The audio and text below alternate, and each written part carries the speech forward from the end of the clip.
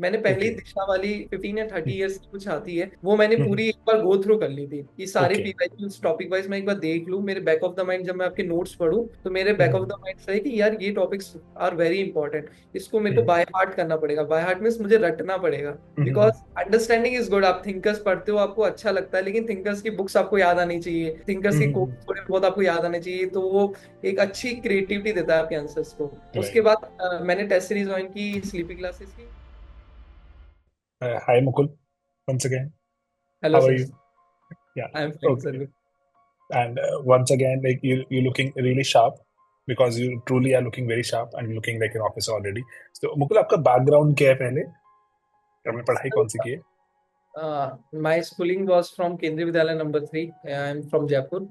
And उसके बाद मैंने बीटेक की एनआईटी सूरत में इन कंप्यूटर साइंस। ओके। और उसके बाद I have joined Indian oil in okay. 2015। Okay. Yes, okay. और कितने अटेम्प्ट दे दिए? This was my fourth attempt. Fourth attempt.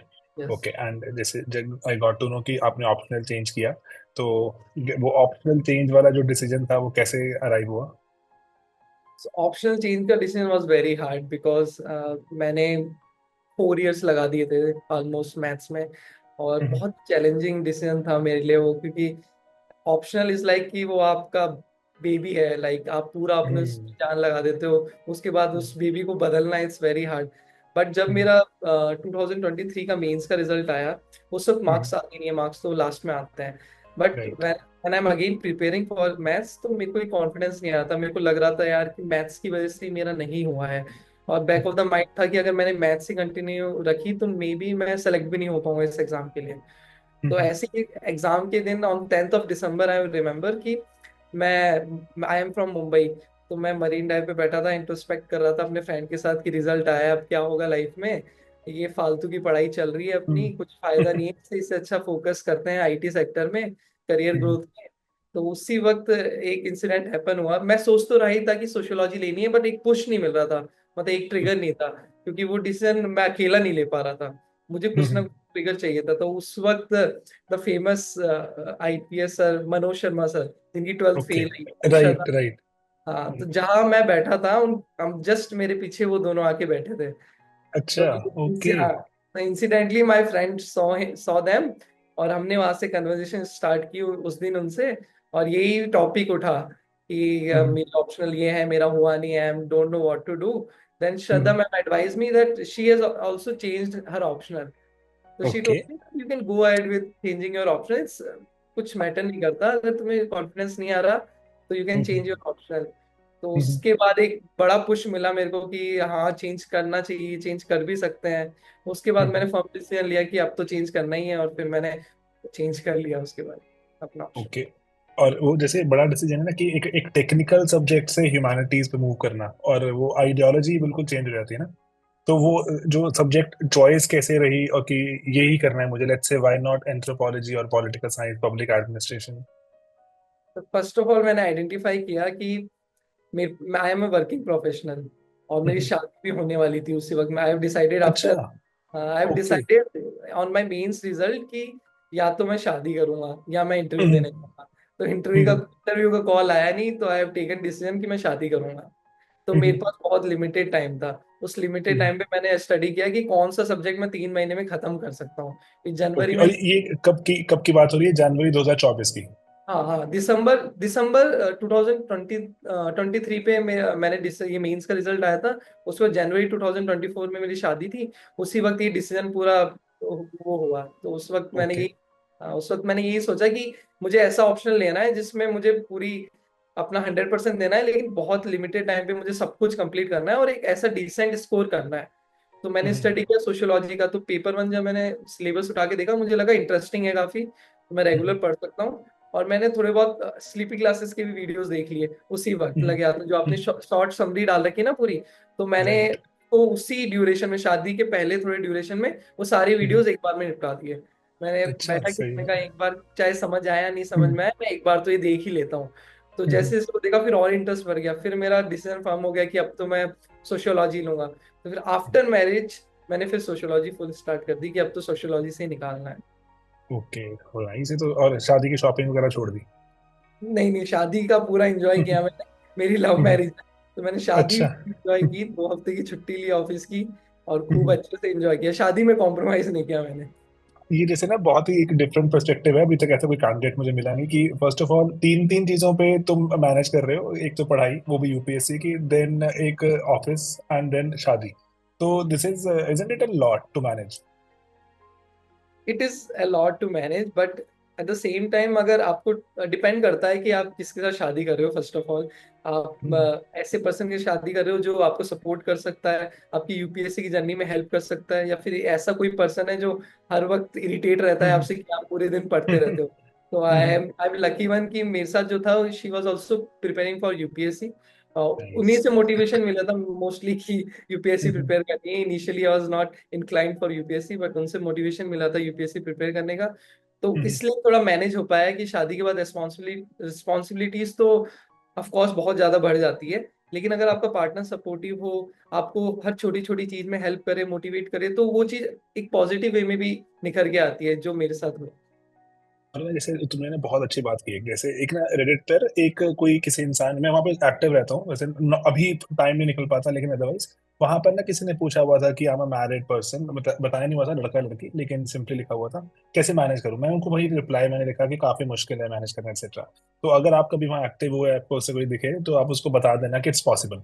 और इसीलिए जैसे आपने ना जैसे जैसे जो मनोज शर्मा जी से और उनकी वाइफ से जो इंस्पिरेशन डिराइव की, इसलिए मुझे लगता भी है कि ना ये बहुत जरूरी होता है कि अगर कोई आपका वीडियो देख रहा है आपको, क्योंकि हर इंसान तो पर्सनली मिल नहीं सकता, तो है ना, तो वीडियो के एटलीस्ट उसके माध्यम से, पहले को मैगजीन आती थी प्रतियोगिता दर्पण, उसके माध्यम से ना बहुत बच्चे इंस्पायर होते थे और जानते थे कि किसने किस जो दुविधाओं से गुजरते हुए यहाँ पहुंचे। तो आई थिंक, तो मुझे ये जो पोस्ट सिलेक्शन वाले जो टॉक्स होते हैं, मुझे ये बहुत ही जो वो लगता है कि ना कि द चेन शैल कंटिन्यू, कि और बच्चे सुनेंगे जो सेम सिचुएशन में है, जिनको पता नहीं क्या करना है, पता है कि पढ़ना है ये वो एक्सेट्रा, लेकिन कोई और मेरे जैसा है कि नहीं, किसी और ने कर दिखाया कि नहीं कर दिखाया, तो वो पुश तो मिलता है ना, जैसे तुम्हें पुश मिला।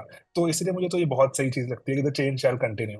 तो यहाँ पे ना इसलिए मेरे पास सवाल है कि पर्टिकुलरली सोशोलॉजी 3 महीने में ऑलमोस्ट, क्योंकि प्री का दबाव बन जाता है, फिर पढ़ नहीं सकते आप, तो क्या प्लान रहा सोशोलॉजी कवर करने का? फर्स्ट ऑफ ऑल, मैं तो फुल थैंक करता हूँ स्लीपी क्लासेस के नोट्स का। अरे।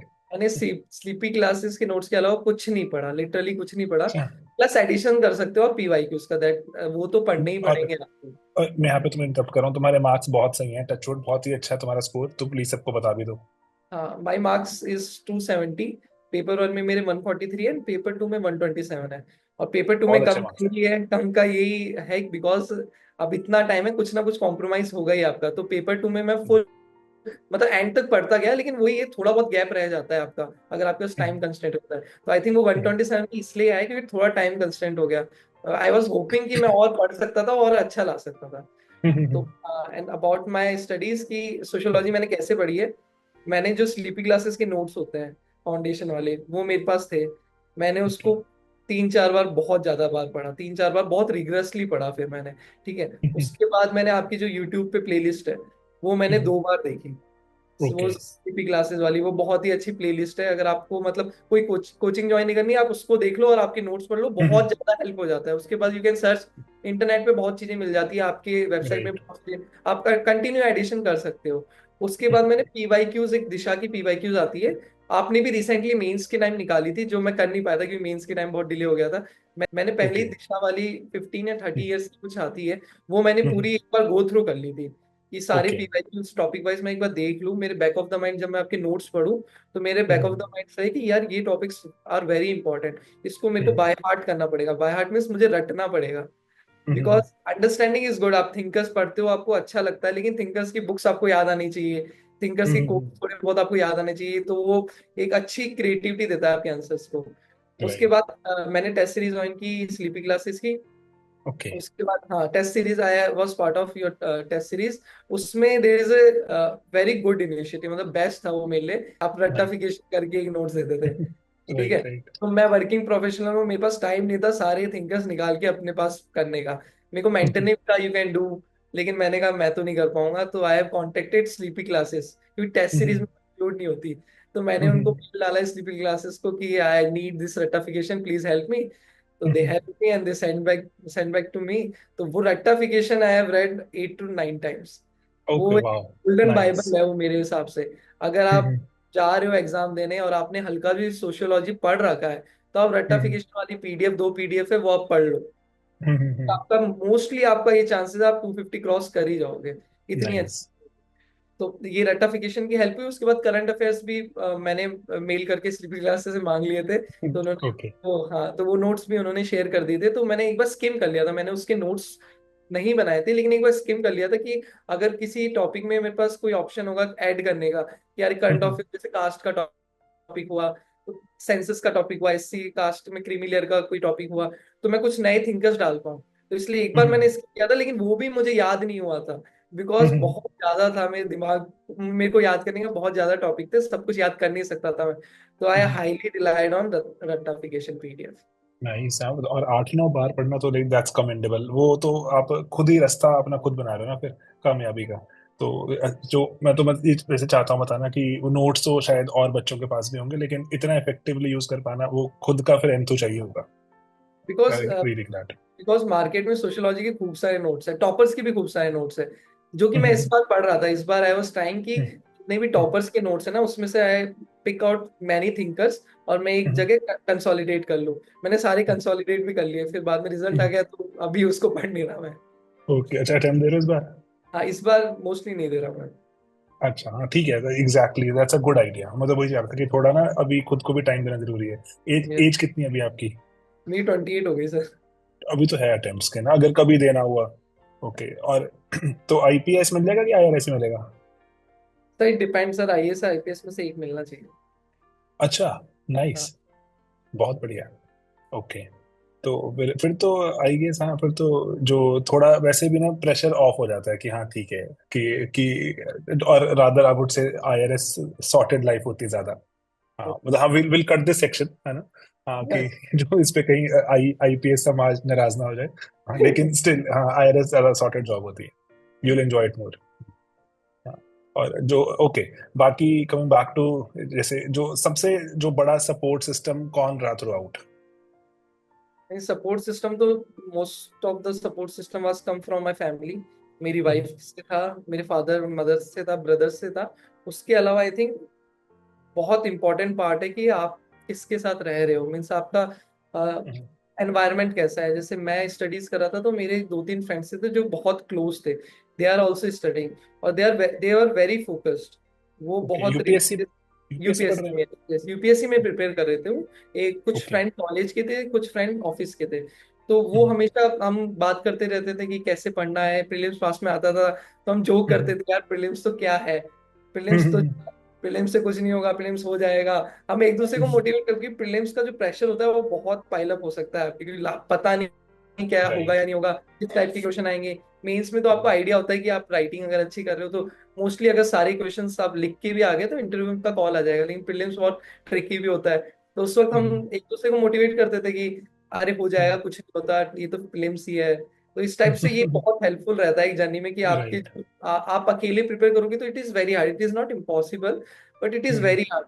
लेकिन आपको कुछ जेन्युइन फ्रेंड होंगे जो सही में आपको सपोर्ट करते हैं।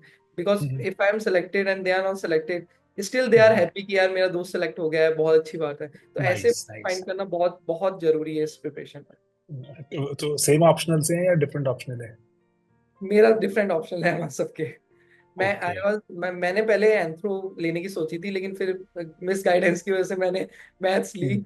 मैथ्स नहीं ली। ओके। उसके बाद आई वाज हैविंग ऑप्शन कि मैं एंथ्रो लूँ या सोशल लूँ।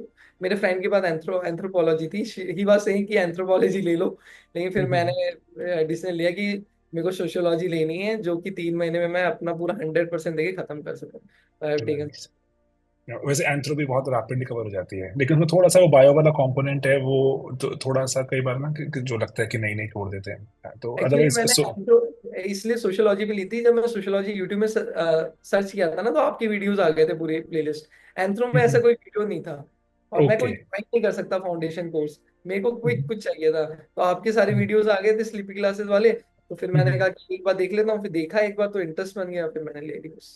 सही है, बढ़िया है। तो चलो, हाँ, इंसिडेंटली जो चीजें अगर सही हो जाएं तो, अदरवाइज जो एंथ्रो तो जो बड़ी बहन है सोशो की, जो राइट। है ना, we borrow a lot from anthro.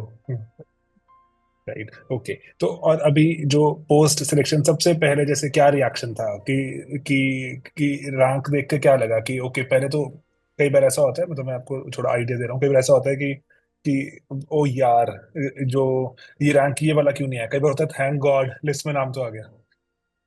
First of all मेरा तो सेकंड वाला ही रिएक्शन था, फुल थैंक गॉड। मेरे को इतनी ज्यादा एक्सपेक्टेशन नहीं थी, because my interview was not that good. मैं अपने आप ओके। को प्रेजेंट नहीं कर पाया पूरी तरह, तो मुझे इतना नहीं था कि अच्छी रैंक आ जाएगी। मेरे को ये था कि थोड़ी बहुत रैंक आ सकती है, लेकिन मोस्टली चांसेस है कि मेरी रैंक नहीं आए। मुझे अटेम्प्ट देना है फिल्म्स का, तो फिल्म्स एंड मेंस तो मैं उसी में लगा हुआ था। आफ्टर ये इंटरव्यू मैं लग गया था मेंस एंड प्रीलिम्स का पढ़ने के लिए। जब मैंने रिजल्ट अपना ऑफिस में देखा था, उस समय टेलीग्राम में पता लग ही जाता है कि आज रिजल्ट आने वाला है। तो फ्रॉम मॉर्निंग उस समय हुआ ऐसा था कि आई वेंट टू कसौल घूमने गया था मैं, क्योंकि अच्छा। हाँ हमने प्लान बनाया था कि रिजल्ट के 2-3 दिन पहले ना पढ़ाई होगी ना कुछ होगी। तो let us go to somewhere जहाँ पे थोड़ा चिल हो, क्योंकि माहौल नाइस। बहुत टेंस्ड हो जाता है। टेलीग्राम के टाइम आप रहते हो कि आज आएगा, कल आएगा, परसों आएगा, 17 के बाद तो पूरा चालू हो जाता है कि रिजल्ट कल आ रहा है, बिल्कुल। रिजल्ट कल आ रहा है। तो हम सबने प्लान किया था कि अपन घूमेंगे और घूमने के बाद चलेंगे। घूमने के बाद देखेंगे जो होगा, या तो रिजल्ट आप घूमने पे ही आ जाएगा या फिर रिजल्ट आपका वापस लिस्ट करोगे तब आ जाएगा। तो हम फिर घूम के वापस आए। जब मैं दिल्ली पहुंचा, दिल्ली से कसौल से दिल्ली आया, दिल्ली से मुंबई आया उस दिन। 22 तारीख को सुबह मुंबई पहुंचा। मुंबई से ऑफिस गया तो उस समय सुबह आ ही गया था कि आज रिजल्ट आ रहा है। तो मैं ठीक है, मैं स्ट्रेस था क्योंकि ऑफिस में था, लेकिन ऑफिस का काम तो करना ही पड़ता है, तो ऑफिस का काम कैसे ना कैसे कर रहा था। फिर वो आ ही गया था, 1 घंटे में रिजल्ट आने वाला है। तो उसके बाद पूरी हालत, थोड़ी सिचुएशन खराब हो गई थी। उसके बाद जब मैं बैठा था तो उसके बाद एक पीडीएफ आ गई थी एक ग्रुप में टेलीग्राम, क्योंकि यूपीएससी की वेबसाइट तो एक्सेसिबल ही नहीं रहती। तो टेलीग्राम में एक पीडीएफ आ गई थी, तो मैं कॉर्नर में जाके मैंने टेलीग्राम की पीडीएफ खोली, अपना नंबर डाला 0509, तो उसमें किसी और का नाम आया।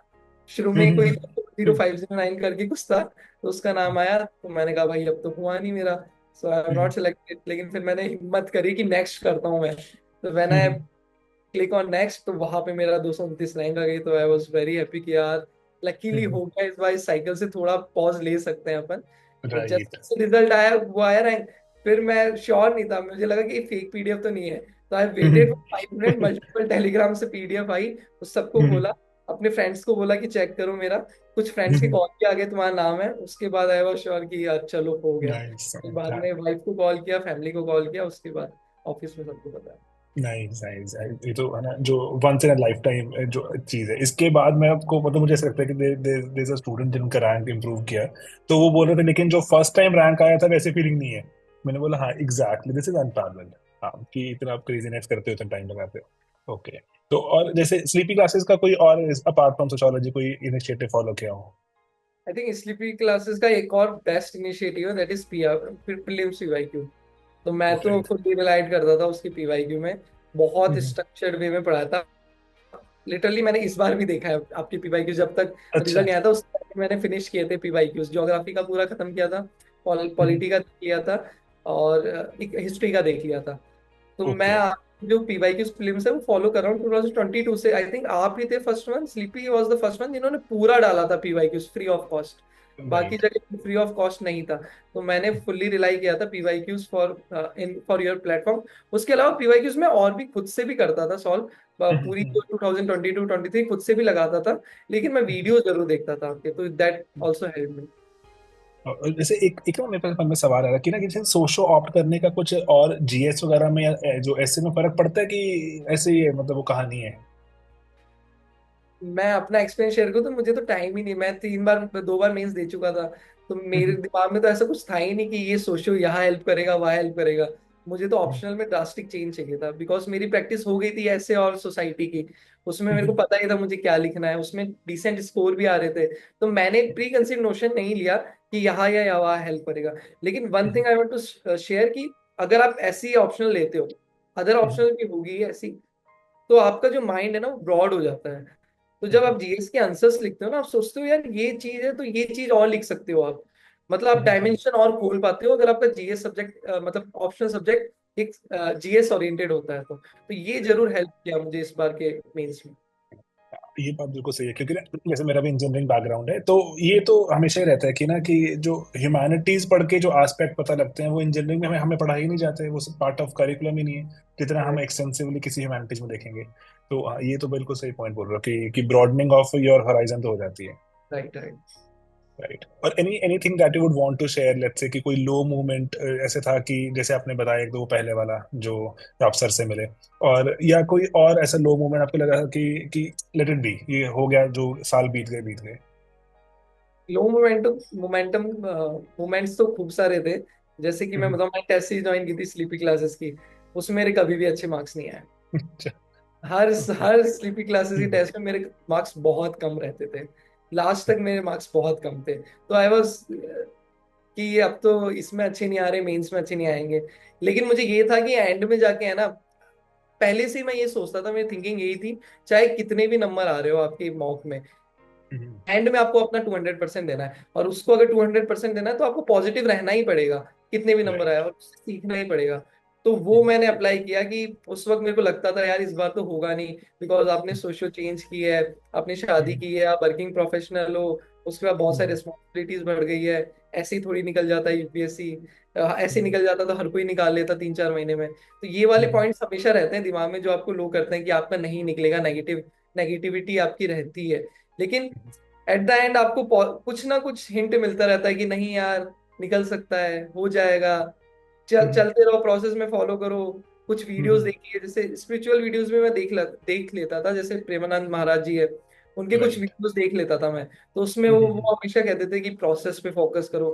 तो उसकी वजह से मैं ओरिएंटेड रहता था कि जो होगा वो देखा जाएगा, अपन तो करते रहो, जितना होगा उतना होगा, नहीं होगा तो आगे कुछ और होगा। तो ये strategy। और जैसे ऑप्शनल चेंज करना, मुझे कई बार ऐसा लगता है कि ना वो फर्स्ट अटेम्प्ट की फीलिंग भी आता है, वो कि ना कि टारगेट मिल जाते हैं आपको और रैपिडली कवर करना है, मेरे पास टाइम की कमी है, और आपको ना जो वो फर्स्ट अटेम्प्ट से बेटर इसलिए होता है क्योंकि आपको पता होता है कितना रूथलेस है एग्जाम, और इसलिए आप अपना जो लेवल बहुत रैपिडली रेज करते हो, और इसलिए लर्निंग का बहुत तेज होता है। इसलिए मतलब हम जस्ट ट्राइंग टू एक्सप्लेन कि मे भी शायद इनिशियली नंबर लो आ रहे थे, अगर फिर एग्जाम तक पहुंचते पहुंचते लर्निंग का बहुत रैपिडली स्टीप हो जाता है। तो इसीलिए नंबर, तो आई एम रियली ग्लैड कि जैसे कि सोशो में हेल्प भी हुई, एंड यू मतलब मेरे मानने में तो you did it for your self, है ना, कि खुद ही वो एफर्ट 8-9 बार अगर उसको करना है, ये आम इंसान के बस की बात नहीं होती। This requires like super human, एक तो कन्विक्शन कि करना है, एंड देन डूइंग इट, है ना, कन्विक्शन के बाद भी लोग कितने लोग नहीं करते होंगे।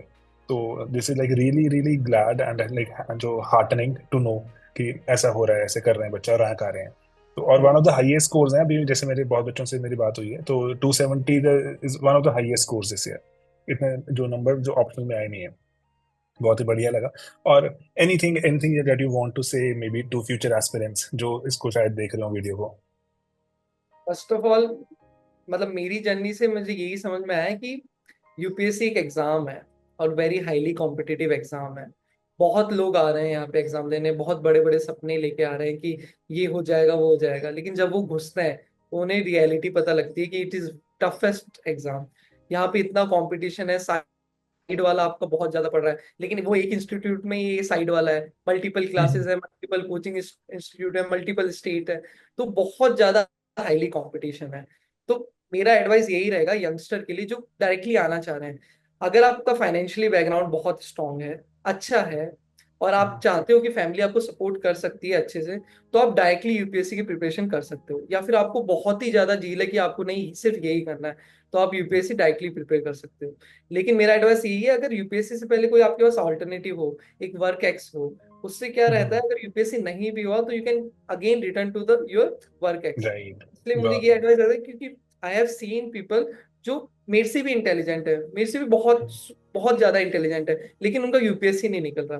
तो there is no going back कि अब क्या करे, वो बहुत स्ट्रगल रहता है उनकी लाइफ में, फिर वो एसएससी करते हैं, ये सब इश्यूज आते हैं। तो मेरा एडवाइस ये रहेगा, अगर आप inform decision low, back of the mind आपके यही रहना चाहिए कि यूपीएससी एग्जाम है, इसमें होना या ना होना एक लक बेस्ड भी है। लक भी बहुत बड़ा फैक्टर इसमें रहता है। तो आपके बैक ऑफ द माइंड में रहना चाहिए कि अगर ये नहीं तो कुछ और तो अपन कर ही लेंगे, और कुछ और क्या रहेगा वो हमेशा रहना चाहिए। खासकर जो थर्ड एंड फोर्थ अटेम्प्ट वाले हैं उनको तो एक बार, फोर्थ अटेम्प्ट वालों को तो सोच लेना चाहिए कि यार अब डिफरेंट पाथ हम ले सकते हैं, और यूपीएससी को 40 to 50% स्टडीज में डाल सकता है। यही मेरा रहेगा सर। बहुत बढ़िया, बहुत ही एक प्रैक्टिकल एडवाइस है, और कितना सारा प्रेशर ऑफ हो सकता है उससे, है ना। अदरवाइज तो अननेसेसरी प्रेशर बिल्ड होता रहता है। आप कुछ कर रहे हो तो प्रेशर फील होता है, अगर कुछ नहीं कर रहे तब तो कितना फील होने वाला है। एक लास्ट क्वेश्चन मेरे पास, क्यों ना अभी ना जो 19 दिनों में अभी प्रीलिम्स है, तो जो बच्चे प्रीलिम्स देने जा रहे हैं उनके लिए है कुछ advice, last minute plan strategy में क्या इंक्लूड करें वो? फर्स्ट ऑफ ऑल आप अपने आप पे बिलीव करो, जो भी होगा अच्छा होगा। ज्यादा सोचने की जरूरत नहीं है कि प्रीलिम्स बहुत हार्ड आएगा उस दिन क्या होगा। आप बिलीव करो, जितना आपने पढ़ा है उतना उतना आप अच्छे से करके जाओगे तो प्रीलिम्स मोस्टली क्रैक हो जाएगा। अगर आप यहाँ वहां भागोगे कि ये भी पढ़ लूँ वो भी 19 डेज के अंदर, तो वो पॉसिबल नहीं है। उसके अलावा आप एक दो बार रिवाइज जरूर करें अपने नोट्स। सेकेंडली पीवाईक्यूज जो है, पीवाईक्यू बेस्ड अगर आपने अभी तक नहीं किए तो भी 19 डेज है, आप एक बार पीवाईक्यूज जरूर लगा के जाइए। चाहे स्लीपी क्लासेस के 8 आवर्स जो भी मैराथन सेशन है वो हम्म, लगा लो, या फिर लास्ट के 4 to 5 ईयर्स आप लगा के जाओ। बाकी हम्म, उस दिन आप बिल्कुल पॉजिटिव रहो, कॉन्फिडेंट हम्म, रहो, चाहे आपको कितना भी आता हो। उधर हम्म, सामने वाले जितने भी लोग खड़े हैं वो आपको देख के डरने लग जाए, आप ऐसे रहो कि आपका तो हम्म, निकल ही रहा है। इतने कॉन्फिडेंट रहो ताकि खुद को एक पॉजिटिव एनर्जी आएगी कि आप निकल जाएगा आपका। वहां पे आप हम्म, नेगेटिव एनर्जी मत लेके जाओ कि मुझे कुछ नहीं आता, बिकॉज दो एग्जाम है। पहले हम्म, जीएस होगा फिर सीसेट होगा। जीएस का कुछ हो गया तो सीसेट बिगड़ जाएगा। तो इसलिए फुल ऑन हम्म, पॉजिटिव रहो। ब्रेक्स में आंसर की चेक मत करो, सीसेट अच्छे से दो। सीसेट अगर आप आपने अभी तक नहीं किया तो एटलीस्ट लास्ट 2 ईयर की सीसेट जरूर करके जाओ। And all the very best. I hope कि आपने जो मेहनत की है उसमें 100% रिजल्ट आएगा ही। Thank you so much Mukul, like you are very very energetic. I just like hope कि देश जो पर्टिकुलर ऐसे और हम ब्यूरोक्रेट्स मिले हमें वेरी एनर्जेटिक और like very engaging to to talk to. Thank you sir. And thank you so much for taking out time, है ना। तो एंड इंसिडेंटली हम इतने दिन से इसको प्लान कर रहे थे, हो नहीं पा रहा था, है ना, हमारा इंटरव्यू। तो finally we could meet and I am really glad. और कभी चंडीगढ़ आओगे तो definitely let's just drop by, है ना। जरूर सर, जरूर सर। और अगर हो तो जैसे इकट्ठे आना दोनों, पति राइट सर। पत्नी, है ना। बिल्कुल तो सर, बिल्कुल। या फिर जो बेटर होता है ना, फिर थोड़ा सा आराम से घूमने के पर्सपेक्टिव से आना। It's a good place to hang out. Okay sir. ठीक है, and thank you so much once again for joining. Thank you so much sir. Okay, bye bye. Bye sir.